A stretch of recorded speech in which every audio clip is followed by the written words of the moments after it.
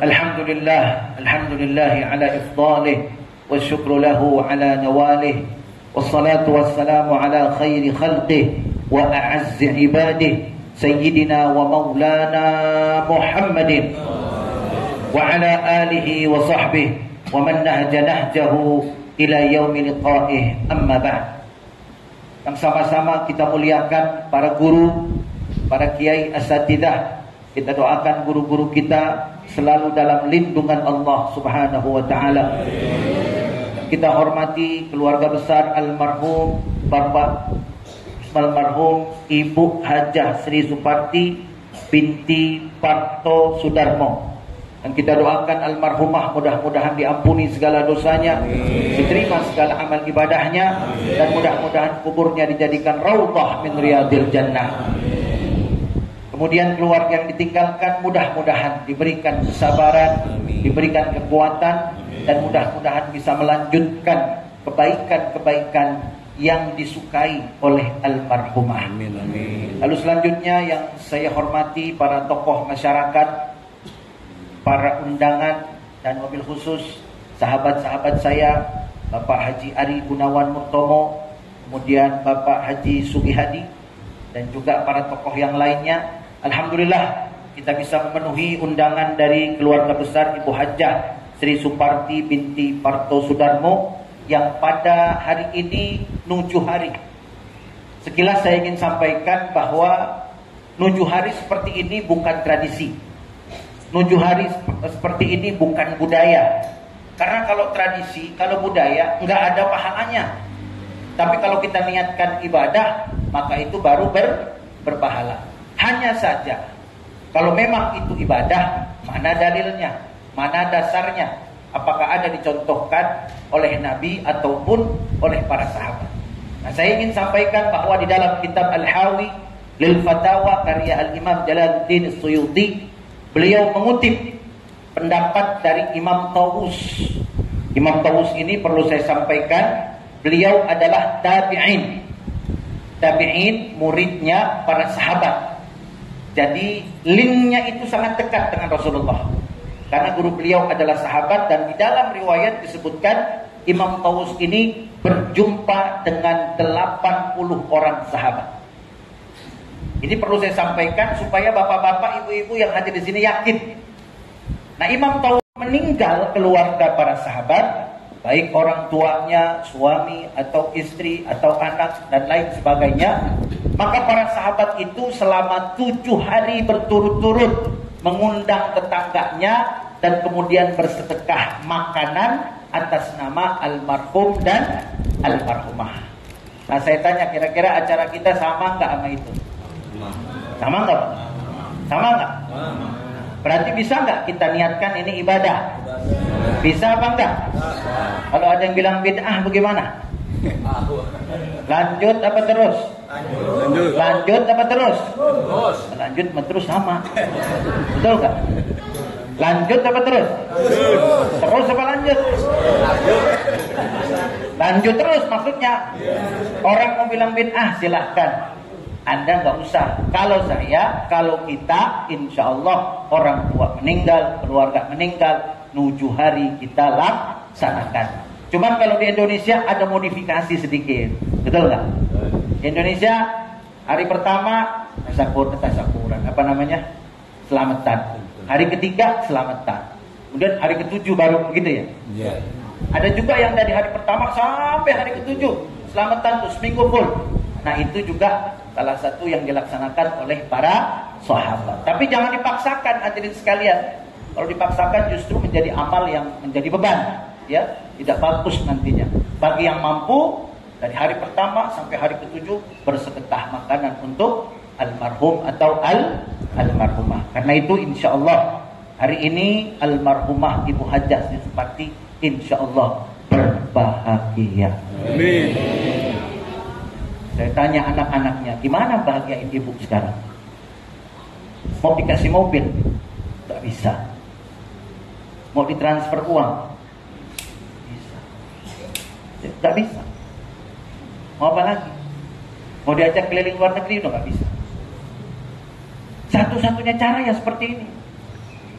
Sesering mungkin hadiahkan pahala untuk al-barakah. Ya. Mudah-mudahan dengan pertemuan ini, insya Allah, mudah-mudahan Ibu Hajah Sri Suparti saat ini terang kuburnya dan beliau berbahagia. Amin. Sedikit yang ingin saya sampaikan. Saya ingin sampaikan bahwa orang tua itu yang sudah meninggal paling berbahagia kalau anak-anaknya yang masih hidup di atas dunia melanjutkan kebaikan-kebaikan yang sering dia lakukan. Itu tolong diingat. Orang tuanya sering sedekah.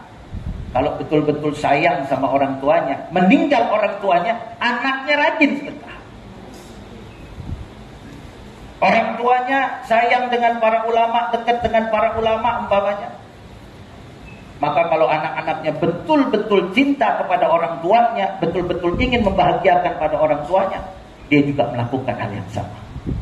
Jadi intinya, anak-anak yang betul-betul cinta kepada orang tuanya adalah anak-anak yang melanjutkan kebaikan-kebaikan yang selalu dilakukan orang tuanya semasa beliau hidup. Saya ingin sampaikan, Abu Bakar As-Siddiq radhiyallahu taala anhu ardah. Begitu Nabi Muhammad sallallahu alaihi wasallam wafat, beliau bertanya kepada putrinya, "Wahai putriku," Sayyidah Aisyah. Beliau kan istri Nabi, kemudian putrinya Abu Bakar As-Siddiq. "Wahai Aisyah, kebaikan apa yang dilakukan oleh Rasulullah, selalu dilakukan Rasulullah, tapi belum ayah lakukan?" Gitu. Abu Bakar itu sangat cinta kepada baginda Nabi Muhammad sallallahu alaihi wasallam. Ketika Abu Bakar ditanya, Abu Bakar bilang, Abu Bakar ini konglomerat, ya. Orang paling kaya, pengusaha sukses, betul. Dan kita harus tahu bahwa ada 10 sahabat Nabi yang dijamin masuk surga, 9 diantaranya dijamin masuk surga, itu adalah pengusaha. Jadi 10 sahabat Nabi dijamin Rasulullah masuk surga, 9-nya itu pengusaha sukses. Makanya kita doain nih pengusaha-pengusaha, mudah-mudahan gampang masuk surganya. Amin. Amin ya Rabbal Alamin. Yang bukan pengusaha juga jangan kecil hati ya.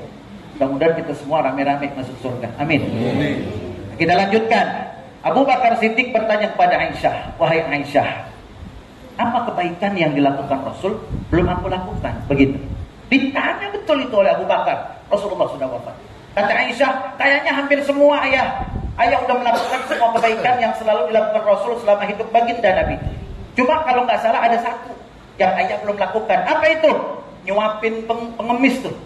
Pengemis yang Yahudi, yang udah tua, matanya buta, yang duduk di pinggir pasar kota Madinah. Oh begitu? Iya, ayah belum tuh. Rasulullah sering. Rasulullah selalu nyuapin pengemis itu. Kemudian langsung Abu Bakar itu cari itu pengemis. Ya.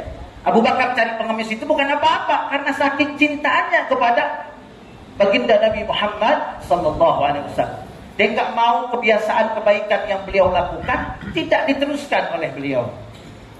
Makanya saya sampaikan, kalau anak betul cinta kepada orang tuanya, maka lanjutkan semua kebaikan yang pernah dilakukan oleh orang tua kita yang sudah berpulang rahmatullah. Akhirnya Abu Bakar nyuapin itu pengemis yang ada di pasar Madinah, buta. Sambil disuapin, kemudian pengemis itu bilang, kamu saya kasih tahu ya, kamu jangan ikutin Muhammad. Muhammad itu tukang bohong. Muhammad itu tukang sihir. Muhammad itu tukang pemecah belah keluarga, pemecah belah suku dan bangsa. Jangan ikutin dia. Nah, Abu Bakar udah mulai naik nih, karena orang yang paling dia cintai dikatain. Kita kan kalau orang paling kita cintai dikatain, emosi nggak? Emosi apa enggak? Marah kan? Terus kamu jangan deket-deket sama Muhammad, jangan percaya sama Muhammad, dia tukang bohong. Selama disuapin itu, si kakek buta pengemis Yahudi ini terus jelek-jelekin Nabi. Akhirnya Abu Bakar nggak tahan, akhirnya suapannya rada kasar. Terus kata pengemis ini, kok begini sih? Rada kasar nih kamu nyuapinnya. Begitu.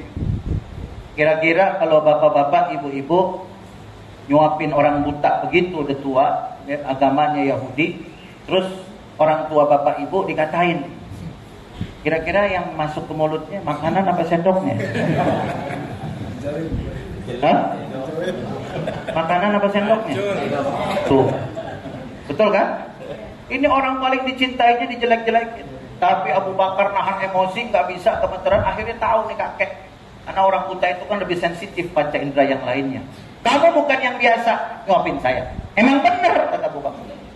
Emang benar bukan yang biasa. Siapa kamu? Saya Abu Bakar. Yang biasa nyuapin saya siapa?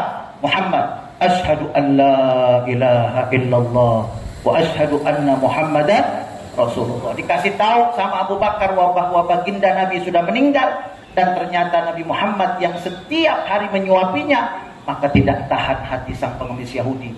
Dia masuk Islam. Keindahan akhlak baginda Nabi Muhammad SAW.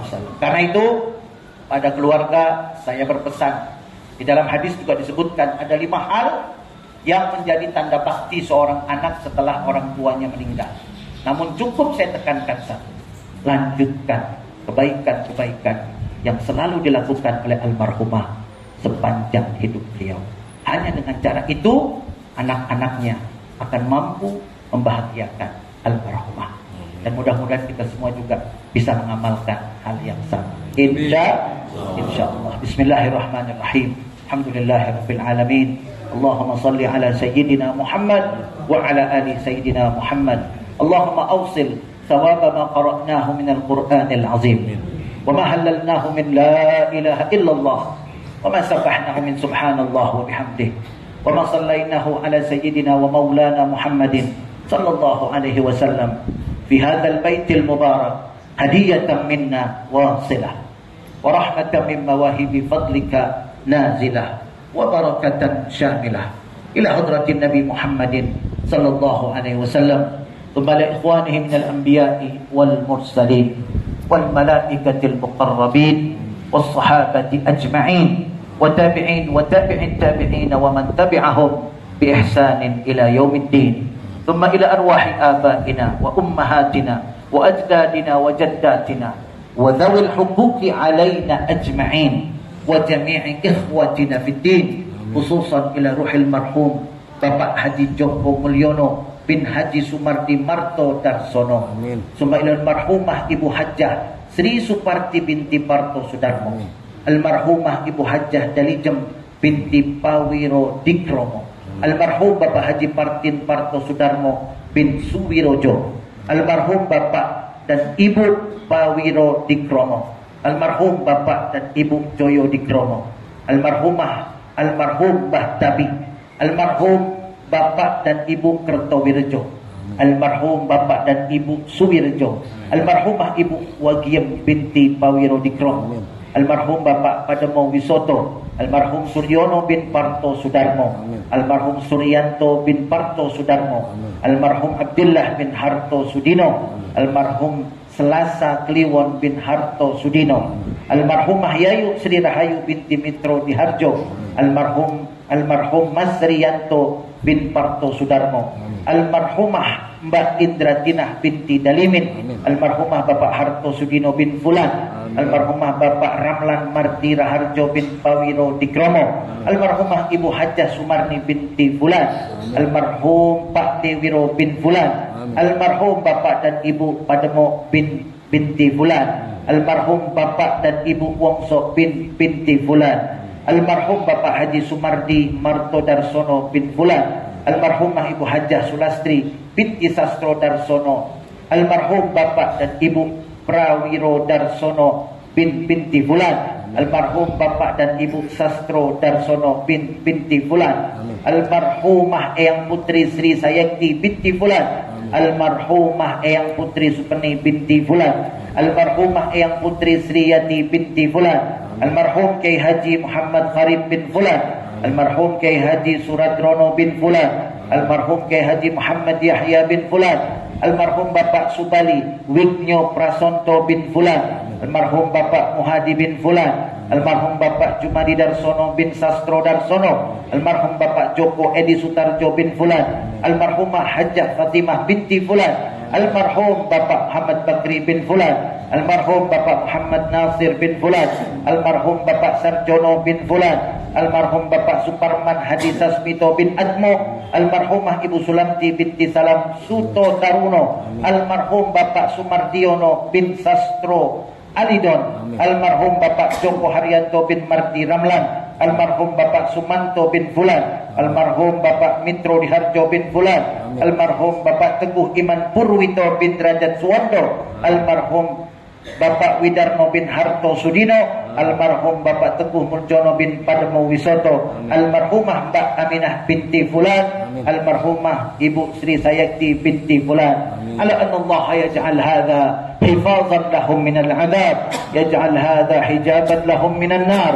Allahumma ighfir lahum warhamhum wa'afihim wa'fu anhum wa wasi' madkhalahum wa akrim nuzulahum waj'alil jannata mathwahum. اللهم نقهم من الخطايا كما ينقى الثوب الأبيض من الدنس. اللهم بعد بينهم وبين خطاياهم كما بعدت بين المشرق والمغرب. يا أيتها النفس المطمئنة ارجعي إلى ربك راضية مرضية فادخلي في عبادي وادخلي جنتي. ربنا هب لنا من أزواجنا وذرياتنا قرة أعين واجعلنا للمتقين إماما. ربنا اغفر لنا ولوالدينا وارحمهما كما ربيانا صغارا. ربنا آتنا في الدنيا حسنة وفي الآخرة حسنة وقنا عذاب النار. وصلى الله على سيدنا ومولانا محمد وعلى آله وصحبه وسلم والحمد لله رب العالمين بسر الفاتحة. Sekilas saya ingin sampaikan bahwa nujuh hari seperti ini bukan tradisi. Nujuh hari seperti ini bukan budaya. Karena kalau tradisi, kalau budaya nggak ada pahalanya. Tapi kalau kita niatkan ibadah, maka itu baru berpahala. Hanya saja, kalau memang itu ibadah, mana dalilnya, mana dasarnya, apakah ada dicontohkan oleh Nabi ataupun oleh para sahabat. Nah, saya ingin sampaikan bahwa di dalam kitab Al-Hawi Lil Fatawa karya Al-Imam Jalaluddin Suyuti, beliau mengutip pendapat dari Imam Tawus. Imam Tawus ini perlu saya sampaikan, beliau adalah tabi'in. Tabi'in muridnya para sahabat. Jadi linknya itu sangat dekat dengan Rasulullah. Karena guru beliau adalah sahabat dan di dalam riwayat disebutkan Imam Tawus ini berjumpa dengan 80 orang sahabat. Ini perlu saya sampaikan supaya bapak-bapak, ibu-ibu yang hadir di sini yakin